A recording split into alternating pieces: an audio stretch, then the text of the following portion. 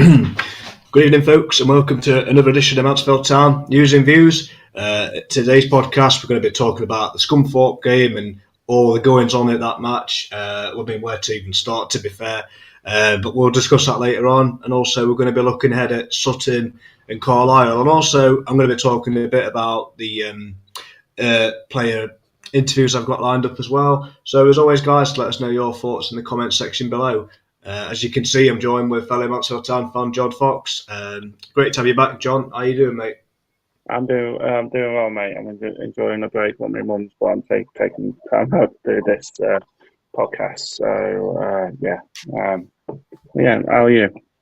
Yeah, great, thanks. Yeah, great to have you back on, mate. It's been a while since I've obviously had you back on. Obviously, I know you've been busy. Obviously, you've had COVID and that. So, a great time to be back on. Like, where we're talking about a 4-0 win against Scunthorpe and still got a game in hand over Port Vale. Yeah, and what a day that was. I couldn't go obviously because of COVID, but I followed it, and like I say, what a response! I was saying to you before now, one of our stewards mentioned that it was one of the best crowds he's seen all season. So credit to us, we'll always bring our fans no matter where we go, and it's been the same especially throughout all the season. It's just so good to hear the Mansfield faithful loud and proud, and it's just so good to, and especially to cap it off with 4-0 win as well. Yeah, absolutely, mate. Like I say, obviously deserved it on the day. We're the better team. I mean, Scunthorpe, they're pretty much dead and buried. They have been for a while. But them kind of games going into it, obviously, they can be tough games. But the way that we performed, much the dominant team throughout the match. And again, it was probably, the best away performance that we've had. I mean, not very often you go and win 4-0 away from home at any team, to be honest. So to do that in the style that we did, it was fantastic. And again, there were so many good performances throughout that match, in my opinion. But the one that really stood out for me was Stephen Quinn. Player of his age, his fitness has just been phenomenal all season. And again, it shows that even at his age, he's still got it at this level. Yeah, and to be fair, you can credit Nigel. He's brought in 2 or 3 what we would consider nowadays as overage players, and they performed. They performed all season. You look at JJ O'Toole, for example, Quinn. For real heartbeat of a team, if you like, and all credit to him. Andy, you were right. He was one of the best players on the pitch against Scunthorpe.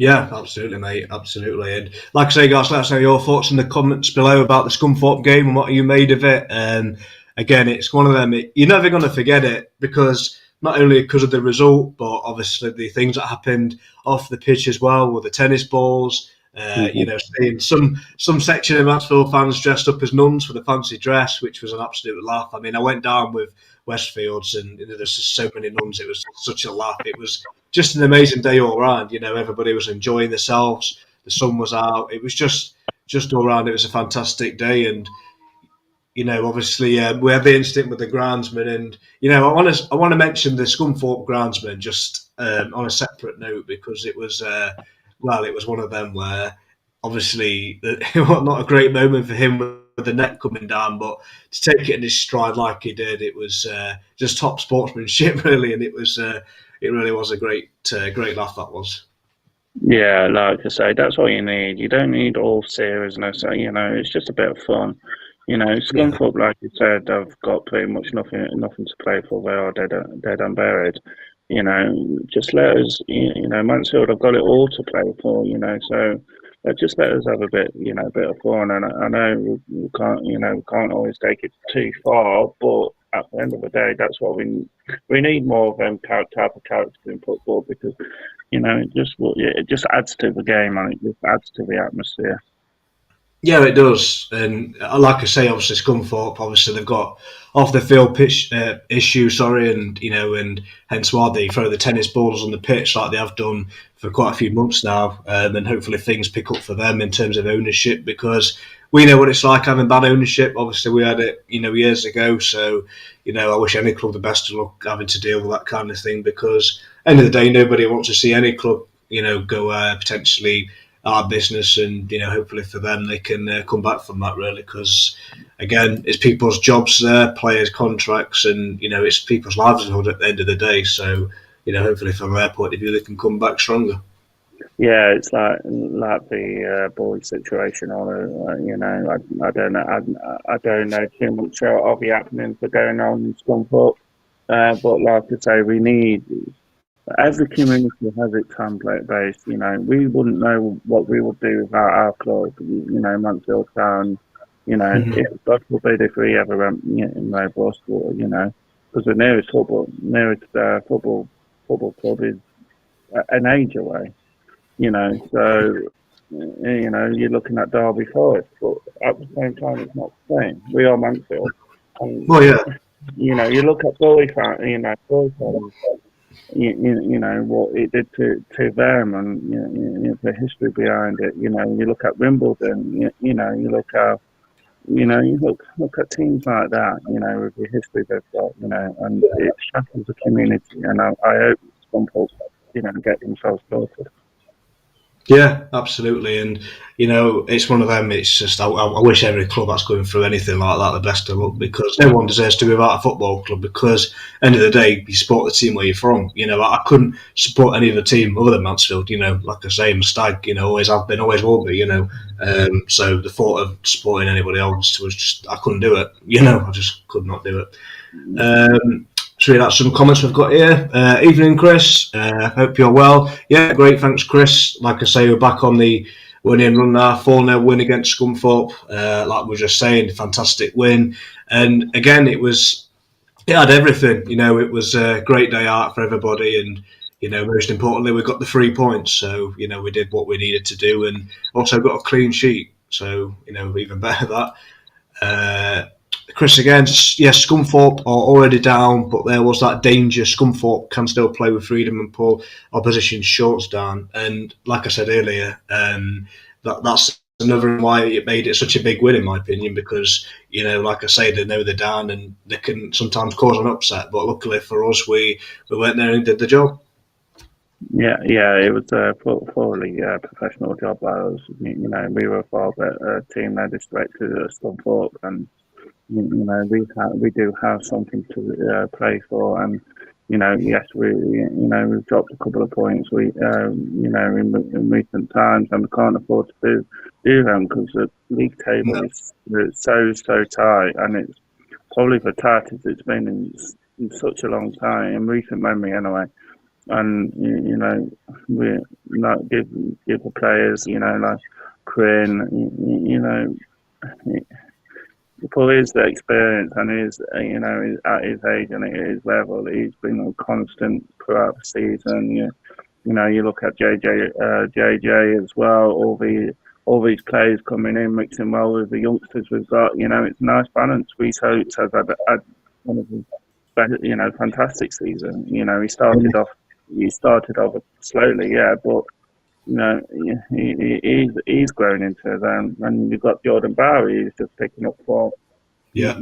So it's just a nice gel of we're a proper team, and this feels like a promotion winning team. It has done all season.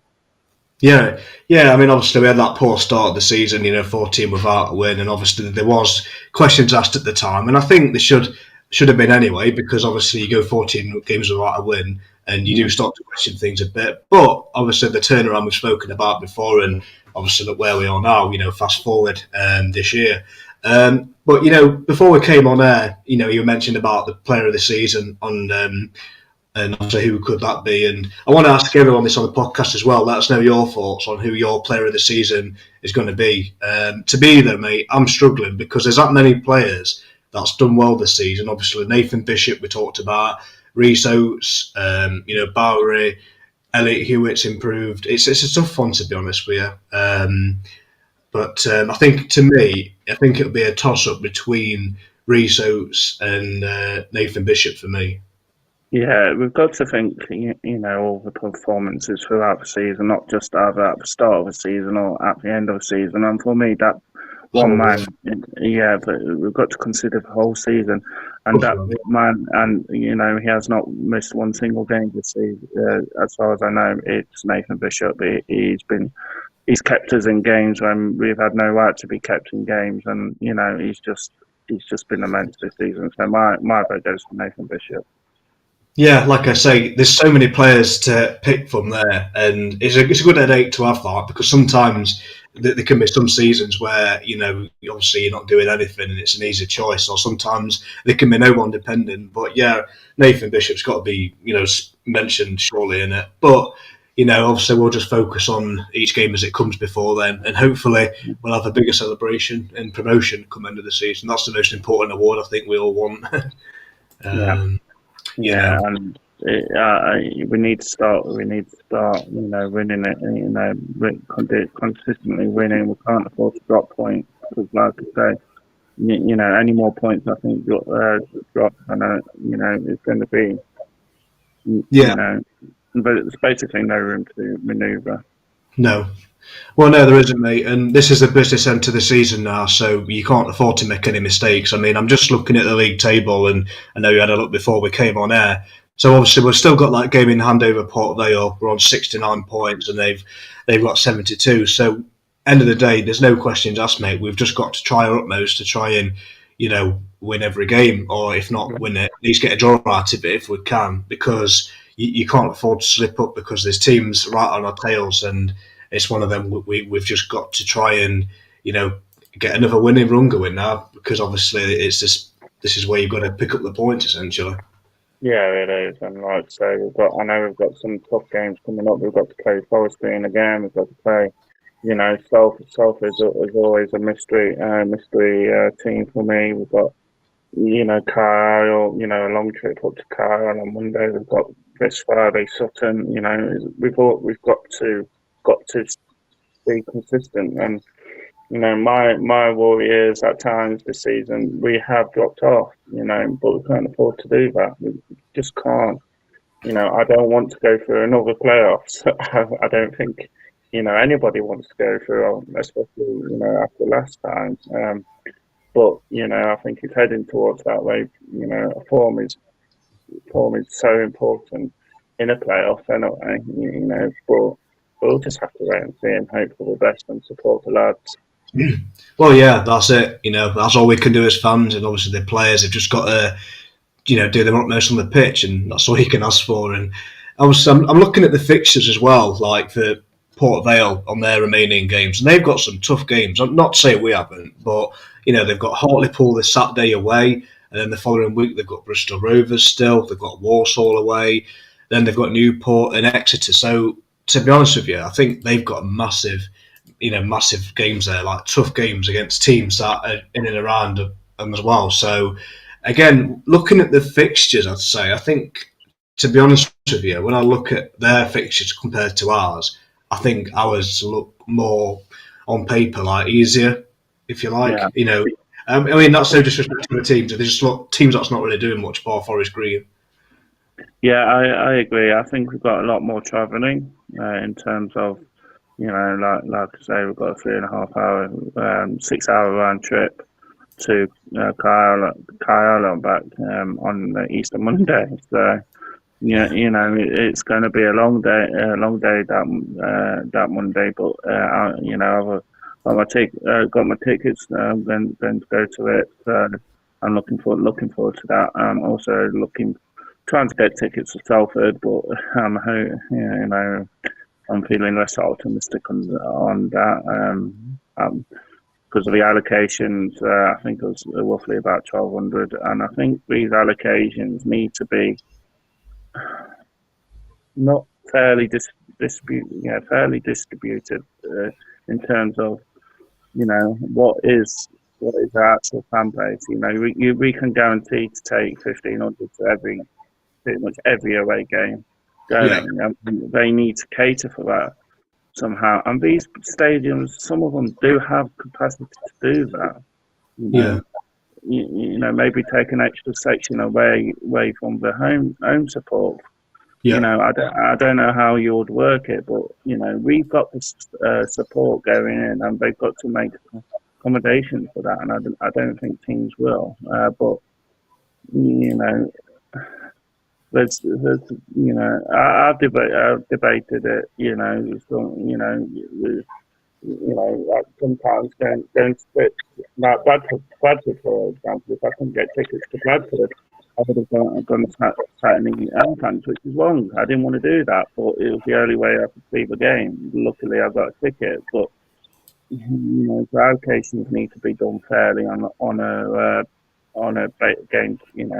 How many games throughout the season you've been to, and and season tickets, of course, have got to count, but not every single season ticket holder goes to every single away game.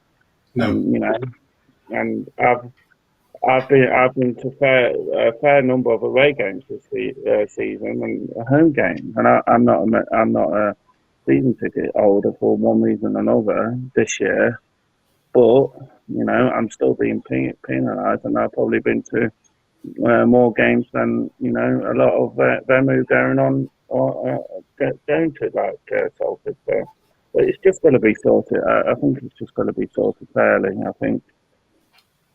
Yeah, I think the other thing as well regarding the ticket system, I know David Sharp said at the Evening With a few weeks ago with Nigel that it's going to be one per season ticket holder, which I think it should be really, because it does give people a fair chance at least. And I mean that's probably going to be done during the summer, I guess, the ticketing system, because obviously it's not far now for the end of the season, and I know it's causing a lot of problems for people. I've seen on other Facebook groups people having issues with trying to get tickets for these games that we've just spoken about.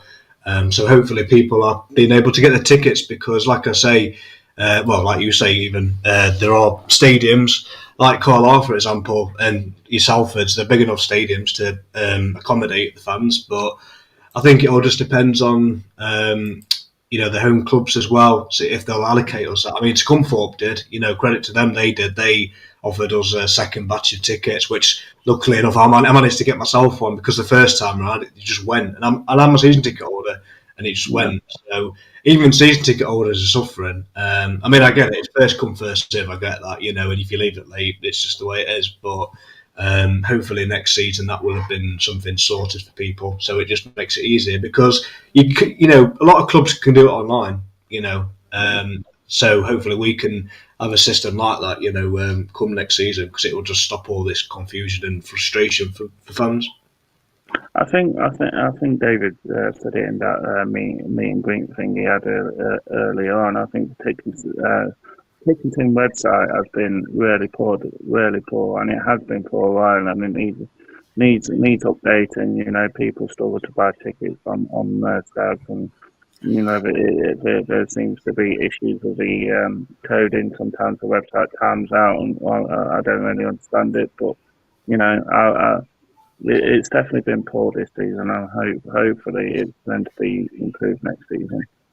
Yeah, I hope so. Hopefully. Just going back on the Scunthorpe game, I'm just going to talk a little bit more about that, and then we're going to look ahead to Sutton, obviously, against them on the Good Friday, another massive game. But yeah, with the Scunthorpe game, what really was good to see as well, even when we was 4-0 up, we still wanted to go for more goals instead of just sitting back. And even at 2-0, you're thinking, we're just going to let it slide. But utter professionalism from the squad. Everyone that came on played such a big part, and again, so it's one of them. We're in such a good place. The town's behind the club, and again, I've never seen the club this together in years, to be honest with you. And I think the momentum's with us now. So, like I say, we're just going to try and focus on not making many mistakes and game by game approach. I mean, I did an interview earlier on, which I'm sure you guys have seen, with Martin Pemberton, and he said the same thing. Just take a little bit of risk, be calm, confident, and don't think too much on it, and just go into every game, playing your football. Yeah, sorry. Yeah. that's what we have to do. This is it. I think we like you said yourself, we have been so united this season, and all credit to us. Everyone can talk to anybody, and in Stags, we've all got one thing in common, and it's a great atmosphere, it's a great place to be, and you know, we should be nearly selling out to Yeah, that end. And I'm an advocate. I always want, I want us to take over the North Stand again. That's one of one of my main goals is to take over that North Stand and, possibly renovate Bishop Street for the away fans, so we can have our three stands back, because Rocking Mansfield Town is one of the best places to be, and I'm sorry, it just is. And I just think that's got to be the aim. Surely we've got to make our own away fans feel intimidated. We've got to make outnoise them, if you like. We've got to do all the things we can to put the edge back onto Mansfield Town, and I think we need to look into it. yeah. Let's hope so. Let's hope so. But the main goal is just focus on the pitch, and then everything else, just let them sort itself out, if you like. But yeah, like I say, guys, let us know your thoughts, guys, on the Scunthorpe United game, on what you made of it, who impressed you, and just what you made of the whole day itself, really, because there's that much happened. Like, it was just an insane day, but one that I don't think any of us will ever forget. And it was a fantastic away day for everyone that went. Just going to read some comments here. Chris, so professional from you lot. Yeah, it was. Like I say, going to a team that's more or less relegated. You never know how it's going to pan out, but we did the job, and that's the most important thing. We are going to have at least 5,000 home fans. Exeter sold out 400 at weekend against us, so I agree. I think we can give you the allocations. You have big support base. Hopefully, it will improve next season. Yeah, I hope so, mate. Like I say, obviously, when any team's going for a promotion, there's always going to be a big support away from home with any team. And, if we can continue this winning form that we're on, I can see us selling out the allocation. I mean, we've pretty much sold out Salford, and obviously, obviously the Carlisle game when they go on sale. I can see that being, again, a massive away support as well. So, yeah, let's hope we can just continue it on, really. I think we're all numbers wise. I think we've got to be near the best in the league. I know, obviously, we've got the likes of Bradford, who have a Premier League sized ground, and but we've got to be right up there in terms of consistency. We've been hitting, the 6,000-7,000, plus, So we've got, in terms of being consistent and as a fan base, we've surely got to be one of the best in the league.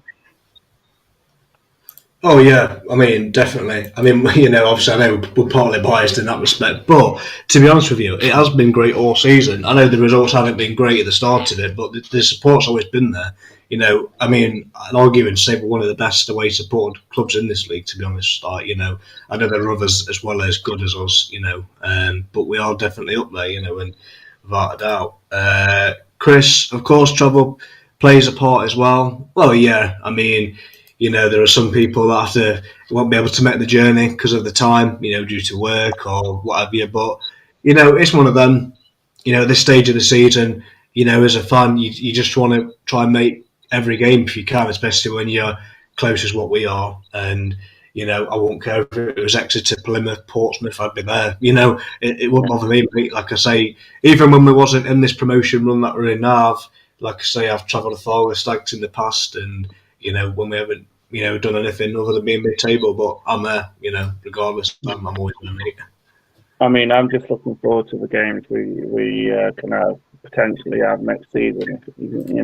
My thoughts are going down to Pompey, maybe, places like that, and Burton, and and Nigel Clough's old team, Burton Albion, and it's places like the Derby County. Games like that is what every fan, Mansfield Town fan dream of, and it's only going to get bigger. I'm not going to get too ahead of myself, just going to jinx it, but. The town's going to start this year, and whatever happens, and I'll just all credit Scunthorpe for the cracking day, and onwards and upwards. Yeah, absolutely, mate. I couldn't agree more, mate, with that. It's fantastic. And just a side note as well, I mean, I'm not sure if anyone's aware of this fundraiser or seen this on the page the past couple of days, but, my good friend Paige set up a page for this fundraiser.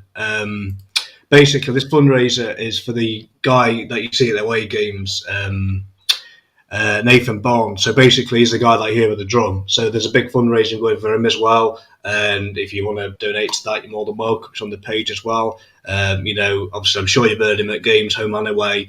Gets the atmosphere going in the Q Block and that. And again, it just shows you like every support of the club on and off the pitch. We're all in it together, And once you're on the same page, that is usually a sign of a promotion-winning team, is it not?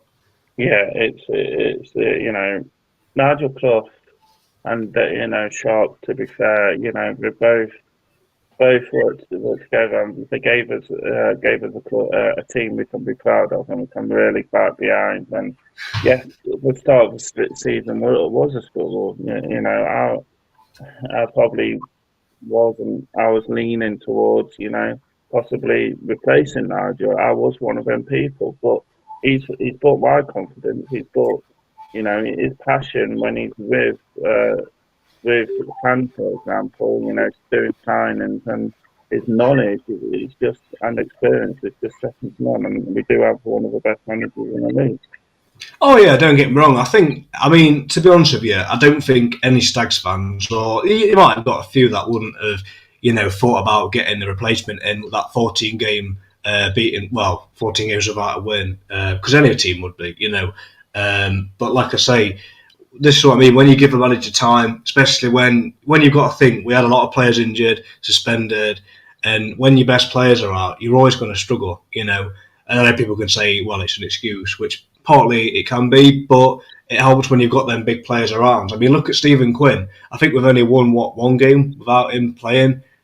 When he was out, the midfield was completely shot, in my opinion. There was just not enough energy in there or, pace. And he's a leader and you miss players like that. Same with James Perch. They're big players. And when they're not playing, you notice that, So, again, when you get them kind of players back, it helps you a lot. And, again, you can see that, and once you've got, most of the squad together, whoever comes in, you just know they're going to do a good job, because if anyone doesn't perform, then they're out of the team. That's how Nigel Clough is as a manager. But that's what you want. What everyone wants to be fighting for a place. If we want to get promoted, every single player has got to be on the same page. They can't be any idiots. But this is what I mean. There doesn't seem to be any of that. Everyone's on the same page. Even if they come off the bench for the last 20 minutes, like Danny Johnson has, everyone can still play a big part in this season. And this is the thing. We've just got to stick together, try and win the game in hand if we can. And if we can win, pretty much every game, then if we go into the playoffs, if we win every game, then at least we've done everything we can, You take Jordan Barrett, for example.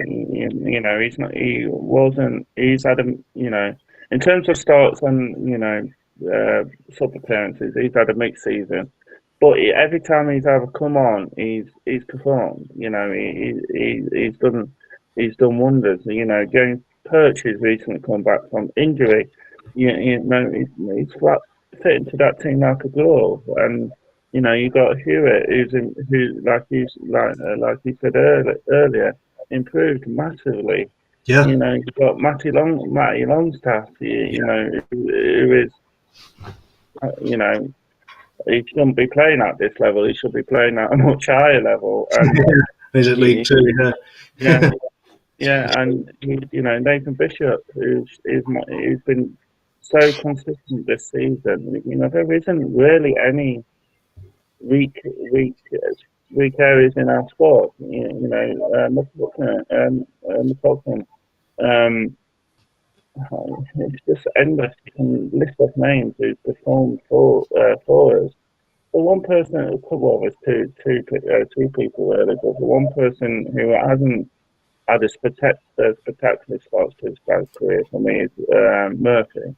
Yeah. But I'm sure he'll improve. And Atkins as well, to be fair. But I'm sure they'll improve. I mean, you can tell they're Nigel Clough players because he's constantly working with them, and I'm sure they'll improve. But it's just that there doesn't seem to be any bad character in that team. No. Just you mentioned Lucas Akins there. Now, I want to kind of single him out because I've seen a lot of people have mixed opinions on him. There's some people that say he shouldn't be playing, he should be in the team. Now, my opinion is, I think, to be honest with you, I think he should have scored by now, personally. I think he's had chances. I think that's fair to say. The one at Forest Green springs to mind when he was so close. But the one thing I will say, to be honest with you, he has been performing well. That's the frustrating thing. He has been playing well. It kind of reminds me of Bowery partly at the start of the season where, it was performing well, but he just wasn't getting the goals. It kind of reminds me of that, essentially. His hold-up play is phenomenal. He's great with his feet. He just needs a goal. That's all he needs, Lucas Akins. But we know how much of a good player he is. I mean, he won, Burton Player of the Season, 3 years, I think, in a row or something like that. So he's obviously quality. I think it's just positioning as well. Like, obviously, Nigel likes to play him out wide a lot, where, personally speaking, I just play him up top, because obviously that's what he's meant to be there for, his goals. So why not put him up front, in my opinion? Obviously Reece Oates is out injured, so maybe stick him up there with Johnny Johnson. I mean, why not? Yeah, he's a bit of a funny one. I don't know why, Nigel Clough keeps playing him on the right. He's not a winger or defender or whatever position he plays in that time. He is that hold up striker. He's probably a deep line forward. Yeah, he likes to hold up play and feed the ball in. I don't think he's necessarily a striker, a goal scorer. He's a team player, and he enjoys probably providing assists and stuff like that. And I know we've had injuries too, and we've been weakened that right back, right back position. But it's just not a winger or a defender in my eyes. He needs, like you say, he needs to be up top, and he needs to be using his feet. And he does need that goal to boost his confidence because it's not quite clicking. And it's the same as Murphy in my eyes, I think. Yeah. He every time I've seen him, he's not been at his best. I don't know what you think about that. It's same with Ollie Hawkins as well. Like, I know why we had to play him there a few months ago because of the injury situation, which, fair enough, you force his hand at the end of the day, I get that. But now we've got Rawson back, O'Toole, Perch. I don't see why we have to play him back there, and I don't understand when we've had them players available that he's played in that. I just, for the life of me, I don't get that. I know there has been a few games where he has played well, but when he's not centre half, Ollie Hawkins, he's a striker. I don't understand that, mate. I don't get that. No, I don't.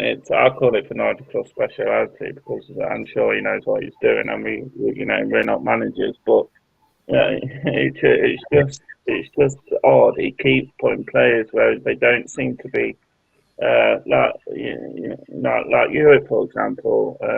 He's not naturally a defender. Yes, he's done well, but he should be up. It should be. I don't know. It should be up top. And I don't know why he keeps mixing players around. I just don't. But that's Nigel Clough, and I think I just call it the Nigel Clough speciality. Yeah. I mean, look, I know it's only little things, but I mean, look, at the end of the day, it just bemuses me if anything. But that's football, I guess. Get down some more of your comments, guys. Chris, not gonna lie, I love EFL games on Friday. Then on Monday, it's Easter weekend when that happens. Even though I don't believe in this Easter nonsense. No, I'm the same on that, mate. I mean, it's some of them. I couldn't really care about anything like that. It's just another day. just another day. But at least people get to them. Yeah, the only thing that concerns me with that is having two games so close together.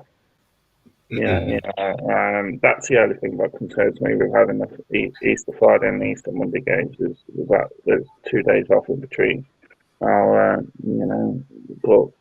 just hoping there's nobody going to get seriously injured, important, going into the final stages of the season. We've just got to keep doing what we're doing, and hopefully, it works for us. But the only thing that worries me is fitness with having 2 days off.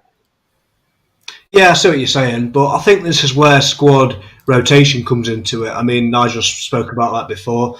There's going to be players coming in and they'll get a chance. I mean, Danny Johnson, it's the first time that he's came on and had some game time. I know he come on at Forest Green, didn't do too bad, and like I say, he looked really lively when he came on. He looked like he wanted to score. He came close on a couple of occasions, and again, he's an handful, Danny Johnson, and it's amazing to think the squad we've got when a player of Danny Johnson's caliber can't even get in the side. It just shows you how good this team is. Look at the bench. If you can't get a goal, you've got Johnson on there, Oates when he's fit. We've got that many players that can come on and do a job. Ollie Clark, for example, he hasn't played for a bit because of his injury, and that's the captain. So it just shows you how much strength and depth we've got with this squad. So if anything, it just one door closes and one opens. Yeah, exactly. And we've got some top quality youngsters as well. Don't forget, who hasn't made the debut yet. We've got a good under 21 side, and it is about rotation. And Danny Johnson, I think, is a dark horse. I think he's just waiting to be let go, not let go, literally, but just been allowed the freedom to just get on with his game, and hopefully he'll fire on all cylinders. He has got a good, all the marks to be a good player for the Stars. Yeah, that's what I mean. He's obviously had a stop-start career so far. Obviously, he started off really well. That last-minute winner against Bristol, had a good pre-season, and you think, hey, he's going to start a load of games. But he's been unlucky with the injuries that he's had, and when you've had a player like Rhys Oates in front of you, Jordan Bowery, it's always hard to get in the side. But that's what you want. You want that as a fan. You want everyone to be fighting for each place. But that's what I mean. There's still games for him to have a chance, Johnson, and same for the rest of the other players as well that we haven't spoke about, like Ollie Clark, George Morris, who. Again, he's another player in that unbeaten run, a standout player. And, and again, we've got players that can come on and make an impact. So, again, there's so many games to be, well, not so many games, but there are games where they can still have an impact. Yeah, I don't know what's happened to Morris. I know Ladikoff has, benched him a few times, but he's a quality player. He's good at his set pieces. He's a threat in his, threat with his set pieces. He's a quality corner taker and free kick taker. But I don't know why he's not getting any game time. But as you say, he knows what he's doing. I'm sure. We'll get the best out of everyone, and it's like. Wilson, I've been critical of him, and he's been, decent the second half of the season. And we've got players who work for each other, work hard, for the manager, and the atmosphere is just amazing at the minute. Yeah, it is, mate. It's like I say, I've never known it like this, mate. Since the Flitcroft era, obviously the last time we came close to promotion, but hopefully we can go this second step this time. Chris, to be honest, the EFL clubs know they'll be playing Easter Friday and Easter Monday. To be fair, they don't moan about it like these Premier League clubs moaning about fixtures. Well, that's because, in my opinion, they're nothing but big wigs who think everything should revolve around them. They're all elitists. I can't stand any of them. Real football is lower league football, don't happen. Simple as that, mate. They get paid enough money, so I don't see what the issue is. To be fair, you don't see any League Two player moaning about it because it's one of them. I could imagine, what Nigel would think about that if somebody from our side said that. I think it would be an interesting talking to, shall we say? But they've just got to man up, mate. You know what I mean? They get paid enough money at the end of the day. Yeah, they do. I mean, I do watch the Premier League, and sometimes I just roll my eyes and think, Yeah. what the hell are you playing at? It's like all this nonsense about COVID, and teams not playing because of COVID, and Steve Evans springs to, and going back down to League Two, Steve Evans springs to mind on that one. But clubs have big youth systems now. They have under 21s. Yeah. They have decent feeder clubs. So there's no reason why clubs cannot play week in, week out. No. Yes, some of the top stars, might not play that week. Big boo-hoo. Get on with it. And you get paid. And it annoyed me. It made me laugh actually, but it annoyed me when Steve Evans called off our game against I think it was Stevenage, and that had nothing to do with COVID because it was just he wanted to get his team ready, and he didn't want to face us straight away. That's what it was. It was a chicken, Yeah. I don't know if I can swear, but it's just so frustrating. There's no teams in the professional game that cannot fulfill a squad. But, the EFL in that case, or the Premier League, will have to make special registration rules to allow players to be registered in case of COVID. It's as simple as that. Well, I don't know if it's like league. I don't know if this goes to like league clubs, but I know there's going to be 5 substitutions next season. So if that is the case, then what's the issue? You can bring subs. Yeah. I mean, if you can make 5 substitutions, you can have a team. A suspension of 9 plus whatever it is, people. You can have enough players to fulfill a team. There's no excuse, and COVID hit us all had COVID, and whatever. But at the end of the day, you've got a job to do. Get on with it, and postponing games because of COVID shouldn't be a thing anymore. Yeah, exactly. I agree. Just the last comment on this one. It's Chris, you have a squad for a reason. Exactly. Just change it. That's simply we had a load of injuries at the start of the season. We still carried on. I think rightly, if I remember rightly, I think the league refused us to postpone the game, and I can't remember what game it was. I think it was at the start because we had so many injuries, and at the end of the day, teams are professional. Teams have feeder clubs. Teams have youth teams, and just get on with it. No excuse. Yeah, it's just I just think Stevenage putting out the Stads game was just a bunch of crap. Basically, it was. Yeah. Well, yeah, that'd be an understatement, but yeah, I get what you're saying. It's Steve Evans' tactic, mate. He's not. Well, Leper never changes his spots, but we'll talk about that so when it comes around to it. But yeah, I'm just looking at the league table. Obviously, our opponents this Friday, I'd say Saturday then. Sutton United, they've actually got a game in hand as well, like us as well. So I didn't know that. They've got 64 points. They are currently 2 points outside the playoffs. So Sutton, to be fair to them, they've had a good season by their standards. They've just come up first time back in.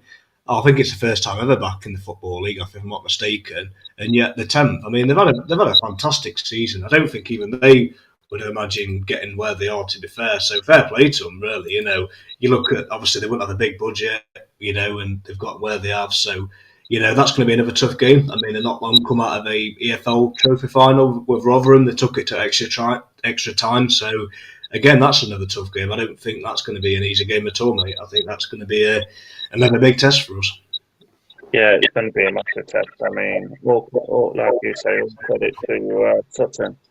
who would think they were in a position that they are in now? And all credit to them. It just shows what the right staffing, the right management, and could do. Regardless of what budget you are, it's all about finding the right players and finding the right characters.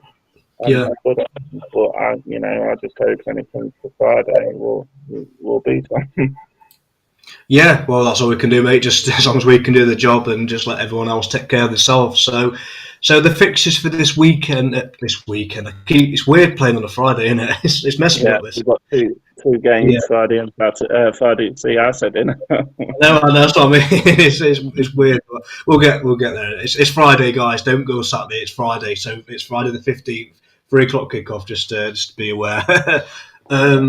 So Exeter, they've got Colchester at home. Ooh, that's a bit of a derby, that one. So that'll be an interesting one. Forest Green are already up, mate. I'm not even bothering to talk about them because they're up anyway. It's just a matter of time. They've pretty much the champions anyway. So Yeah. They, oh, can you hear me? Yeah. Yeah, sorry. But they are. I know they've dropped off, but they're earlier from the season. There's no chance anybody's going to catch up with them. I'm not even looking at first place. Same, mate. They've already. I mean, fair play to them. When you got that many points, I mean, that must be a record for them. So, then we've got Tranmere versus Bradford away. Bristol versus Salford. And then obviously you got Hartlepool, got Port Vale, and as we know ourselves, Hartlepool away is a tough match. So that's going to be a tough game for Port Vale. But in terms of fixture list, I mean it's one of them. Bar Salford and Forest Green, the rest of the teams are mid-table. Not really doing much, to be fair. But having said that, though, like the likes of Carlisle, even though they're safe, they can still play with that freedom. So. Even though they're not playing for anything, they can still go there and just play how they want to play. And they're the kind of games you've got to look out for because they're the teams that you least expect. Yeah, exactly. I mean, there's no easy games in the EFL. Anybody can beat anybody, no matter what level you are. But it just depends. The thing is, I know it's the same old saying, you can't do it from Mansfield Town way. We've got to be convincing. We've got to be easy on the eye, and we've got to be on the front foot from the, first whistle, because otherwise, if we're on the back foot, we struggle, we do struggle, and, games like Warsaw's been, where we struggled for such a long time, and, it's just, we need to start on the front foot, and we need to start consistently. Yeah, absolutely, mate. Like I say, we just can't afford to slip up this stage of the season, and like I say, this Friday, guys, if you haven't already, get yourself a ticket, get behind the boys. Massive. All these games are cup finals now. Every game is a cup final, so we've just got to, take each game as it comes, like we always say and do. But like I say, this Friday, get yourself down if you haven't already. Got yourself a ticket because, we're going to need to back up like we have been doing, and hopefully we're going to get over the line and do it the easy way for a change. But all we can do is win our games. That's all we can do, and just see what happens. But that's all we can do, mate. And just let everyone else take care of themselves, really. Yeah, we've just got to focus on ourselves. We've got to pick the points when we can, and we've got to be consistent, mate. That's all I can really ask of them. Yeah, absolutely. That's that's it. That's just all you can do, mate. But so what's your final prediction for this week's game on Friday? What's your score going to be for that one? I think it's going to be a 1-0 Stags. 1-0. I'm going to say 2. I'm going to say 2-0. I want to say a clean sheet. But yeah, guys, thanks again for tuning into tonight's podcast. Thanks as well, John, for coming on. Appreciate that. And like I say, guys, if you haven't already, check out the interview that I did with Martin Pembleton that talked about his time at the club and promotion winning season, which hopefully we'll have ourselves come into the season. Yeah. But Yeah, thanks again, guys, for coming on. Appreciate that. Thanks again, mate, and speak soon. Take care.